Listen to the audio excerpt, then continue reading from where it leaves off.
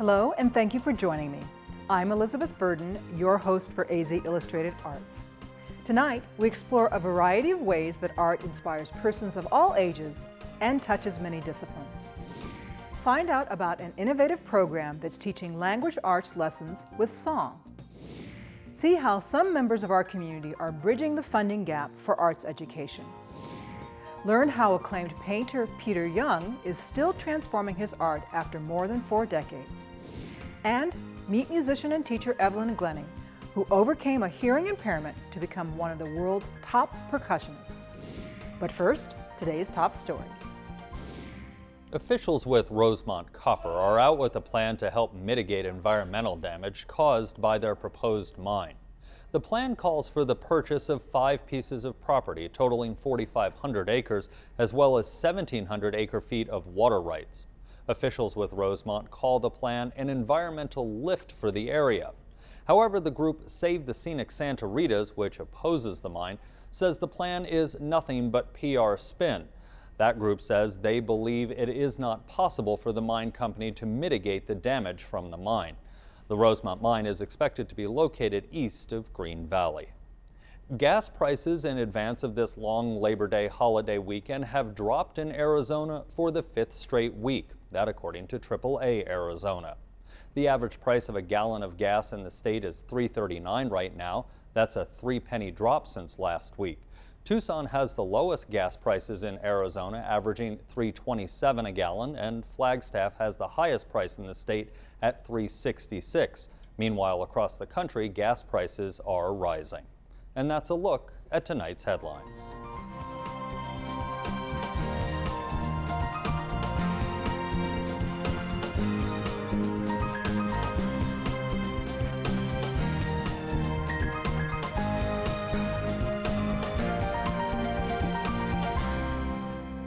Opening Minds Through the Arts is a program that uses art to teach reading, writing, math, and science. In the last school year, the program was responsible for bringing drama, dance, visual art, and music to more than 18,000 students in the Tucson Unified School District. Next, we'll spend some time with some of Oma's teaching artists as they share their love of opera with 5th grade students at Ford Elementary.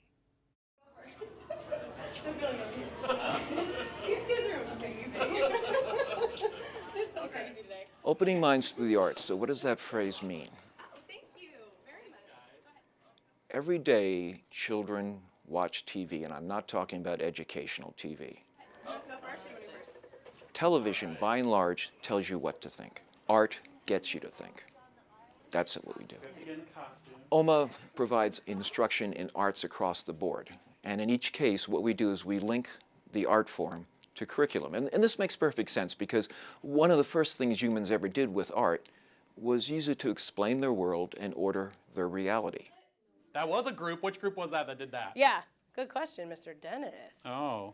Do you guys remember? I don't know if they've learned this yet. Yeah, they might have. My name is Dennis Tamblin. I've been with the OMA program for 6 years. I'm what they call a teaching artist through the district. And I basically go to different schools teaching arts integrated lessons and being a goofball with the kids. I mean, that's basically what my job is. Tiles. Very good. Ooh, what what else can kind we of use to... Well, oh, yeah, good question. Italian tile. Italian tile.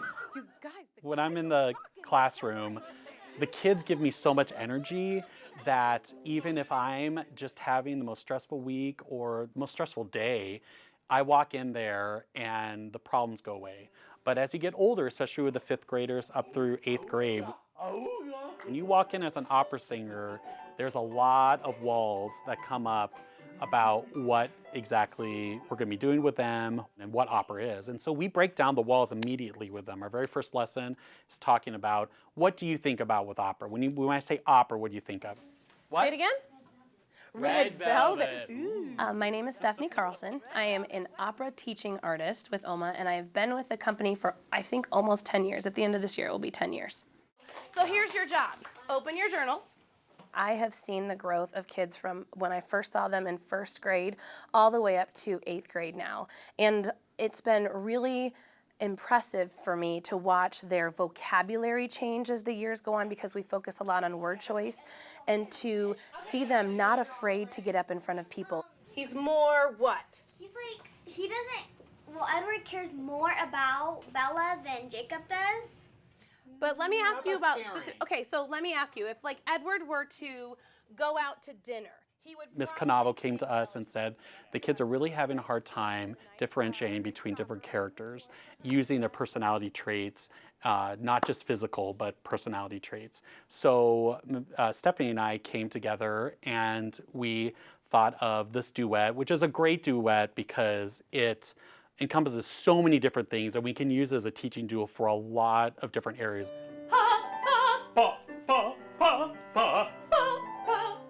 That performance was from an opera by Mozart, and those characters are very definitive. They're half bird, half man or woman characters, and they're fun, and the music's fun and uplifting, and the kids usually really get into it because it's fun. We look silly with the costumes. Just like doves we'll coo together. I'll be yours with every... Our achievement with that was that we wanted to show the differences between our two characters. We're obviously similar in nature, but there are some very specific character traits that we could act with our body language and facial expression that without them fully understanding the story, they could pick up on. And that was our goal with performing that piece. Does anybody know what it's called? What's it called? Scaling? I really don't know what it's called. Well, it's like a triangle with like a measuring triangle. They usually like a... The bigger picture being that we're not just coming in saying like, oh, let's teach you about opera. It's about we're using our art form to teach the things that you are learning in your classroom about language arts in a different way. So what can we use, you guys, to measure all of those angles? Cody, what can we use to measure those angles? We can measure the angles with a protractor. Yes, we can use some kind of a protractor. We can use that big triangular measure. I feel like our job is such that when I hear someone come up to me and say, Miss Stephanie, we actually went to an opera. My mom and I decided to go to an opera last night, something that they would have never done. And she says, I love it. I can't wait. I want to take voice lessons. I want to go and I want to try to be an opera star.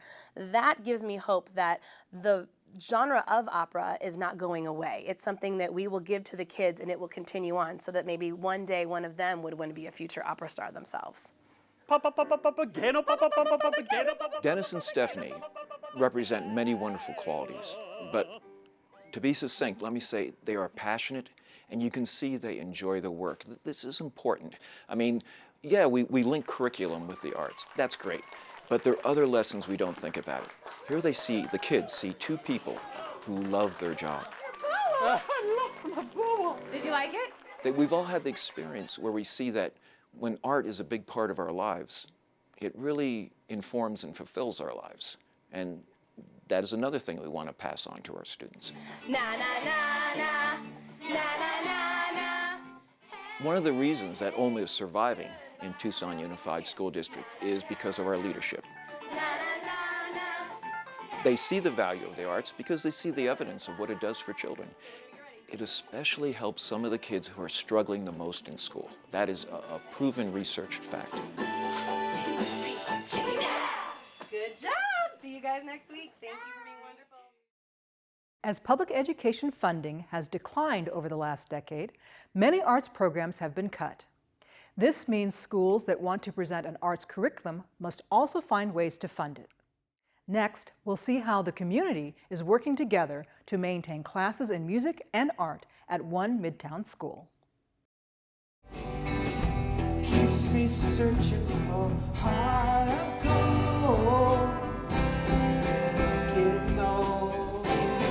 If you had a chance to attend the recent All-Star Benefit concert at the Rialto Theater, you can probably attest to the value of music. This concert featured high-caliber musicians performing in support of music and art enrichment in TUSD schools. The next year is going to be really tough for all of us, and it's important that we as a community come together to come up with the solutions to make sure that our children and everyone's children in the community, because they are our future, have access to quality education, and that going to school doesn't mean going to prepare for a test. Lissa Gibbs is the Executive Director of Education Enrichment Foundation. or EEF, a nonprofit organization dedicated to providing support for teachers and students in TUSD. She says state funding of arts and music is in short supply these days, and this is why community-based support like this benefit concert is necessary. Arizona ranks 50th in the nation in per pupil spending. And that means that the money that's available for the things that actually make education relevant to a child have been cut. Really tall, straight backs, beautiful. Gibbs says that music and art programs are recognized as important components of a complete and effective curriculum. However, she points out they are becoming increasingly rare in TUSD schools. There's been such emphasis for students to perform on tests and so much teaching to the tests that there isn't time or money for teachers to genuinely interact with their students. And it's that thing that actually affects test scores the most, in that a child wants to learn math, wants to learn science, wants to learn English and other aspects of language arts, wants to learn grammar, but it takes time and quality programs for children to actually connect to those core curriculum subjects in a way that's meaningful and memorable. And ready, go! Education that is meaningful and memorable. That's exactly what teachers at Miles Exploratory Learning Center strive to deliver. This guitar class is part of a rich music program that is maintained with the help of EEF and a dedicated group of parents and educators that organize the benefit concert.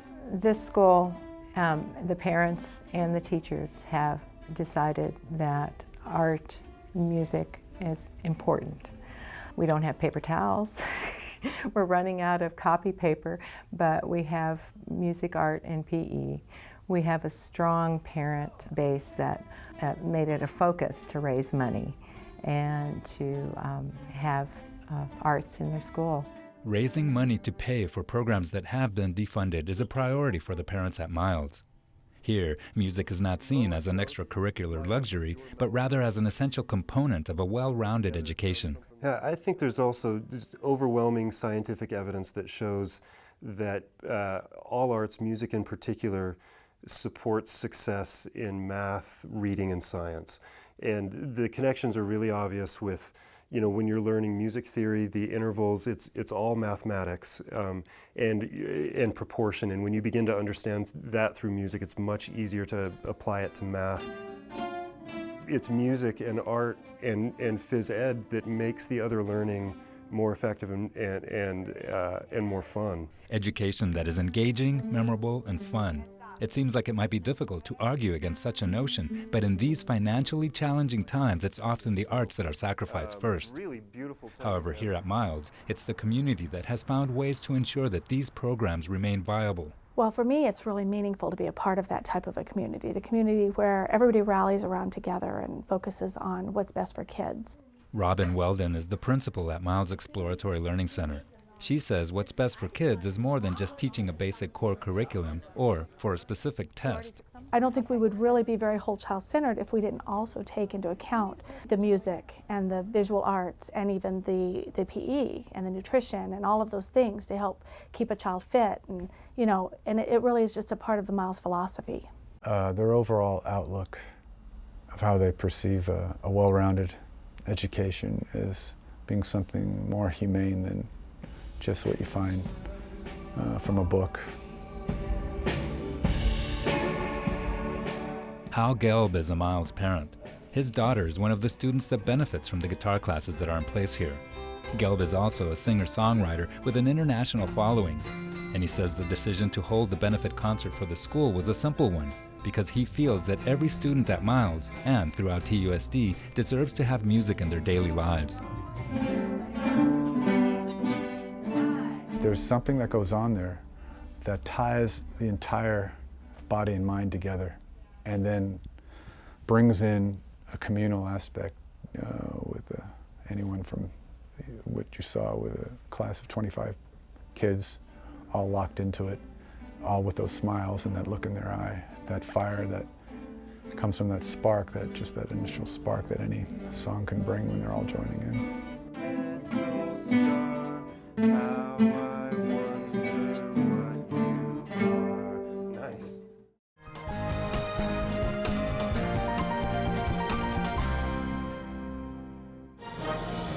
As United Nations inspectors return to the site of last week's alleged chemical weapons attack in Syria, debate heated up today over possible military action. Britain's prime minister ran into domestic opposition to joining any attack on Syria. We explore the evidence being gathered that could lead to a U.S. strike. Then the IRS announced that it will recognize all legally married same-sex couples, regardless of what state they live in. We examine the impact of this shift in federal tax law. The NFL agreed to pay $765 million to former players for concussion-related brain injuries. We get the details of the proposed settlement. It's back to school time, but a number of communities face classrooms that are failing their students. We have a report on the important role principals play in education reform. And we continue our look at the legacy of the March on Washington 50 years on. Tonight, reflections on the challenges ahead from Martin Luther King's vision for a multiracial democracy. That's all ahead on tonight's NewsHour. The rate of cesareans is high in the U.S., but one study looked at physician moms and what was different about them. We found that doctors are about 10% less likely to get C-sections. So obstetricians appear to be treating their physician patients differently than their non-physician patients. And that's because physician moms know more on the next Morning Edition from NPR News. In the 1960s, the vibrant New York art scene generated many influential movements that are still resonating today. One artist who emerged during that era is painter Peter Young. Earlier this year, a retrospective of Young's work was featured at the Museum of Contemporary Art in Tucson, and Luis Carrion toured the show with the artist as his guide. Capitalist Masterpieces is the title of Peter Young's retrospective at MoCA. The work is diverse, but when you walk into the main gallery, it's clear that all these paintings emanated from the single creative vision of one individual. I've tried to change and change and change. Peter Young is known for his abstract paintings that have been widely exhibited in the U.S. and in Europe since the 1960s. Although he now lives in Bisbee, Arizona, his legacy began as an important contributor to the New York art scene of the 60s. This painting here was 1966. He says one particular large painting included in this exhibition represents his early attempts to find a foothold as a minimalist artist. I had a whole studio filled with these sky blue paintings with taped lines, and some of them had stenciled numbers even. And the curator, Lawrence Alloway, was curating the first minimal show for the Guggenheim Museum. He came to my studio. He looked at this studio full of minimal work and went home, and then he didn't put me in the show. So I'm figuring, okay, I'm not going to be a minimalist. The boat has left, and I'm not on it. Young may have missed the minimalist boat that day. Although I think all of my work is informed by minimalism. But he eventually secured a boarding pass, and his work went on to show at the Whitney Museum of American Art, the Guggenheim Museum, and the Leo Castelli Gallery, among several other important venues. The paintings in Young's retrospective are characterized by his explorations of patterns, geometric shapes, grids, and dots. This is a very important painting for me because it's 1967, and the painting was actually the first painting where the dots began to flow in a way that wasn't based on a grid. Young says his paintings rarely have titles, but each numbered work provides a clue to his evolving focus and his changing methodologies. The dots and circles in one part of the gallery soon lead to the repetitive grid patterns that appear to shimmer and vibrate off the canvas. I call these woven paintings. They're not really weavings, but in a sense I'm weaving with paint. And this is a painting from the late 70s. It's again one of my discoveries, I guess. I discovered that I could weave with paint. These woven paintings hint at Young's varied interests. He says his work is not topical, but rather self-referential, and he says he likes to play as he explores new techniques. The textile-like woven paintings seem like just another logical phase in the Young continuum of styles. I began to think, what would happen if I start folding them in different directions. An exploration like this of what can happen when the canvas is manipulated and folded. So I made some experiments and came up with the fact that if I folded on a horizontal, a vertical, and one diagonal, I would get 8-fold symmetry. And that like forms a perfect mandala. Young's artistic identity was born out of the well-defined and often celebrated era of the 60s and 70s. But ironically, that same identity is what has motivated him to constantly seek change, a sort of self-referential need to redefine the work that keeps him alive. I didn't want to get stuck having to make the same painting for 40 years. And I've been able to accomplish that at the expense of having a recognizable style. Young says he's still exploring new styles and techniques and continues to paint on a regular basis in his studio in Bisbee.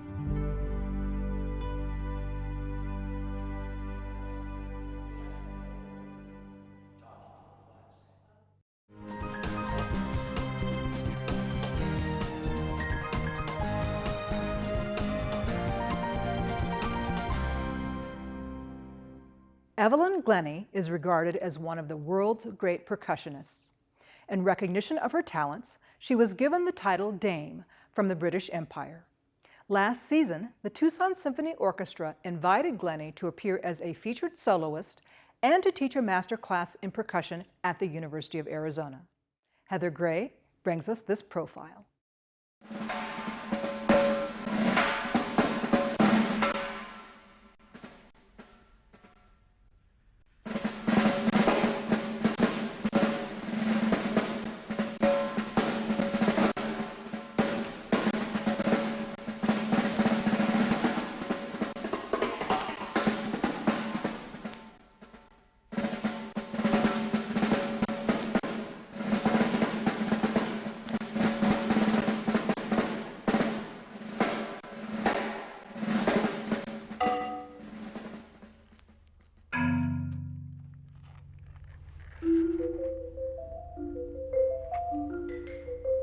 Well, when I give master classes, I'm there to learn from them in the same way that I hope they can learn something from me. And, you know, with percussion, we're still very much progressing with the whole physicality of playing percussion. We don't yet have the Stradivarius marimba or the Steinway vibraphone. You know, we're still all learning and progressing together.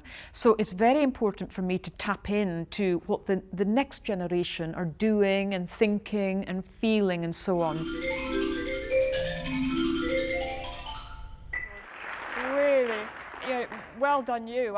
You know, if I had half the clarity that you've given in those clicky bits, you know, I'd love just to steal one of your arms just for that. That's what's so fascinating when you give a master class, because you have to pay attention to everything, how they move, how they are, how they pick their mallets up, how they project the sound, what their face is doing, how they treat the audience, everything. That's all a part of listening. You know, maybe in one section you might just clunk this lot, and then the next time we just sort of a bit more and clunk the whole lot.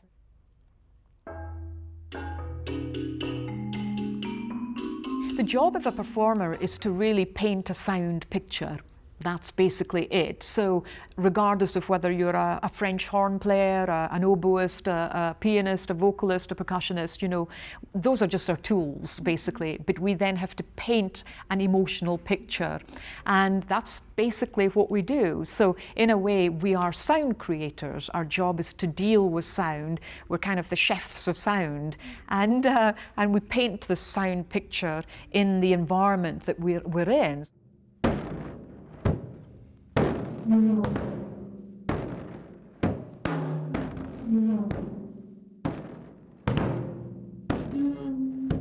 When I decided to become a solo percussionist, which was really around about the age of 15, I went to a secondary school that was in a way a normal comprehensive school. You know, it had about 13, 14, 1,500 pupils in there. But the only difference with this school was that it was an inclusive school. So it wasn't unusual for me to be in a maths class and sitting next to someone in a wheelchair, or go to the geography class and suddenly there was a sight impaired person or a hearing impaired person or something.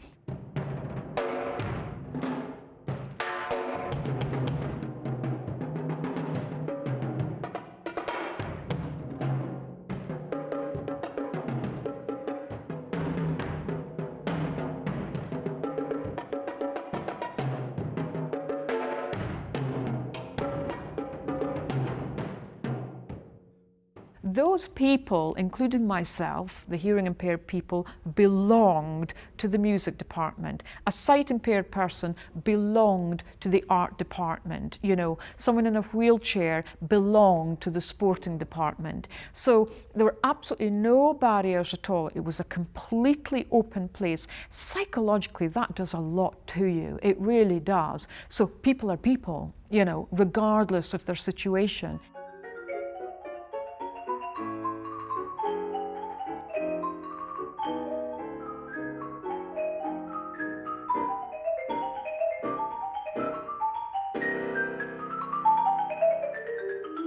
We can all hear sound, and it's just whether we decide to or not. So most people feel that the only way to hear sound is through the ear, and sometimes that can create overload, and it can begin to feel as though, well, that sound is not a nice sound, or it's too loud, or you know, it's an aggressive sound or something. But when you distribute the sound throughout your whole body, almost like a resonating chamber in a way, then you know, it's literally that. You're distributing it all throughout a bigger mass. And so therefore you can cope with far larger dynamics and different attacks and different frequencies in a much better way. And that's basically what happens when you're performing.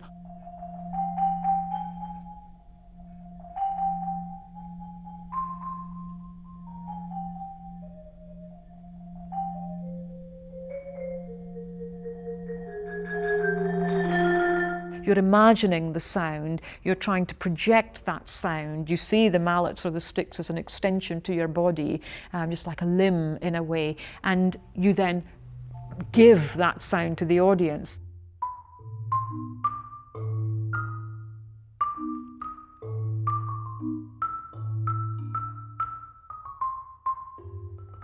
No matter who you are or what your experience, when you give these masterclasses, we all have to go through our own personal journey, you know. We're all discovering pieces of music that, in a way, the chemistry of those pieces and the individual come together.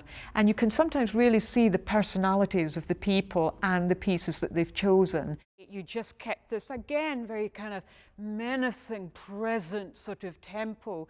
My parting words to certainly the young group I had today was listen to yourself and listen to others, because then you will give an absolutely honest performance. You're welcome. It's so lovely to hear you play and to hear your thoughts. It's great. Oh, no problem. So, thanks for being here. You're welcome. That segment was produced for UA Plus, an online program created by students who are also staff of Arizona Public Media. You can find more UA Plus stories online at uaplus.azpm.org. That's our show for tonight. To post a comment on any of these stories or to keep up with the latest news, visit our website, azpm.org. I'm Elizabeth Burden. Thank you for watching.